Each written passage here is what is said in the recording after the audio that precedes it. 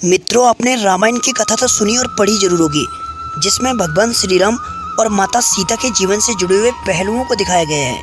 उन्हीं में से कहानी में बताया गया है कि कैसे मर्यादा पुरुषोत्तम राम अपनी पत्नी सीता को एक धोबी की बातों में आकर अयोध्या छोड़कर जाने को कहते हैं। लेकिन क्या आपको पता है कि वो धोबी के रूप में जन्मा एक पक्षी था, जिसके श्राप की वजह से माता सीता को वन में भटकना पड़ा। आज हम आपको बताएंगे कि देवी सीता को किस पाप की सजा मिली जो उन्हें वन में भटकना पड़ा। मिथिला नगरी में जनक राजवंश में राज करता था। उन्हीं में एक राजा शीघ्रध्वज थे। एक बार यज्ञ के लिए वे जमीन जोत रहे थे। उसी समय वहाँ एक छोटी सी कन्या निकलती है। इस सुंदर कन्या को देखकर राजा बहुत खुश हुए। उन्होंने उस कन्या को अपनी पुत्री बना लिया और उसका नाम सीता रखा। एक दिन सीता अपनी सहेलियों के साथ बगीचे में खेल रही थी।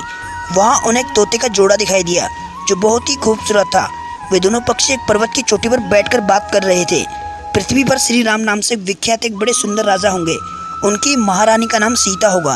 श्री राम सीता के साथ कई वर्षों तक राज करेंगे। धन्य हम वो जानकी और धन्य है वो श्री राम। तोते की ऐसी बात सुनकर सीता ने सोचा, ये दोनों मेरे बारे में बात कर रहे हैं, इन्हें पकड़कर इनसे अपने जीवन से जुड़ी सारी बातें पूछ सकती हूँ। इसलिए उन्होंने अपनी सहेलियों से उन दोनों पक्षियों को पकड़कर लाने को कहा। उनकी सहेलियाँ उस पर्वत पर गई और दोनों पक्षियों को पकड़कर ले आई। माता सीता उन पक्षियों से कहती है कि तुम दोनों बहुत ही सुंदर हो, देखो डरो नहीं, मैं तुम्हें कोई नुकसान नहीं पहुंचाऊंगी। तुम बस मुझे ये बताओ कि तुम कौन हो और कहां से आए हो, राम कौन है और सीता कौन है, तुम्हें उनके बारे में कैसे पता है। माता सीता के पूछने पर दोनों पक्षी बताते हैं कि वो बहुत विख्यात महर्षि वाल्मीकि के आश्रम में रहते हैं। महर्षि ने रामायण नाम का ग्रंथ लिखा है, जिसका पाठ उन्होंने अपने शिष्यों को भी कराया है। उन पक्षियों ने सीता को ये भी बताया कि इस ग्रंथ में महर्षि वाल्मीकि ने बताया है कि महर्षि ऋषि शृंग के द्वारा किए गए पुत्रेष्टि यज्ञ से प्रसन्न होकर भगवान विष्णु, राम, लक्ष्मण, भरत और शत्रुघ्न ये चार मानव शरीर धारण कर पृथ्वी पर जन्म लेंगे।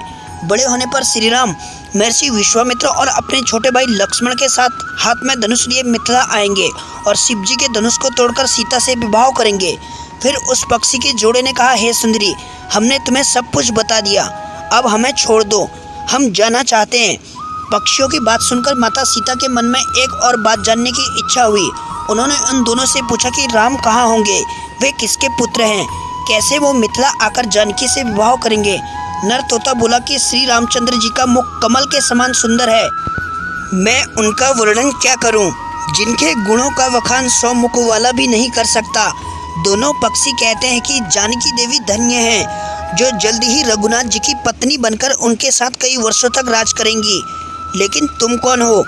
पक्षियों की बात सुनकर सीता ने कहा, जिसे तुम लोग जानकी कह रहे हो वो मैं ही हूँ। माता सीता उन्हें कहती हैं कि मैं तुम दोनों को तब छोड़ूंगी जब श्री राम यहाँ आकर मुझसे विवाह करेंगे। तब तुम दोनों यहाँ आराम से मेरे घर रह सकते हो।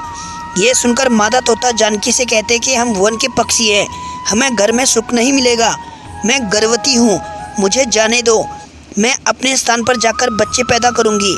आप चाहें तो उसके बाद फिर यहाँ आकर मेरे को ले जाना। उसके कहने पर भी सीता जी ने उन्हें नहीं छोड़ा। उसके पति यानी नर तोते ने कहा, सीता मेरी पत्नी को छोड़ दो, वो गर्भवती है, जब ये बच्चों को जन्म दे देगी तब उसे लेकर मैं फिर तुम्हारे पास आऊँगा। तब माता सीता ने कहा कि तुम आराम से जा सकते हो। माता सीता ने नर तोते को आज़ाद कर दिया। उसके बाद कहा, लेकिन ये मुझे बहुत पसंद है, तुम घबराओ नहीं, मैं इसकी अच्छे से देखभाल करूंगी। जब सीता ने उस मादा तोते को छोड़ने से मना कर दिया तब वो पक्षी दुखी हो गया।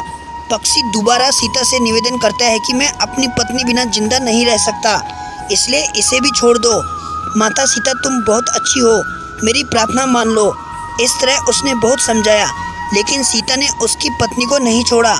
तब मादा पक्षी ने क्रोध में सीता को श्राप दिया कि अरे, जिस प्रकार तू मुझे इस समय अपने पति से अलग कर रही है, वैसे ही तुझे भी स्वयं गर्भवती की अवस्था में श्री राम से अलग होना पड़ेगा। कुछ दिन बाद पति से बिछड़ने के दुख में मादा पक्षी के प्राण निकल गए। पत्नी की मौत हो जाने के बाद नर पक्षी दुखी हो गया। फिर वो सीता से बोला कि मैं मनुष्य से भरी श्री राम की नगरी अयोध्या में जन्म लूँगा, मेरे ही कारण तुम्हें पति वियोग का दुख उठाना पड़ेगा। ये कहकर वो वहाँ से उड़ जाता है। कुछ साल बाद उसका जन्म अयोध्या में धोबी के घर में हुआ। उस धोबी के कारण ही सीता जी का अपमान हुआ, उन्हें अपने पति श्री राम से अलग होना पड़ा।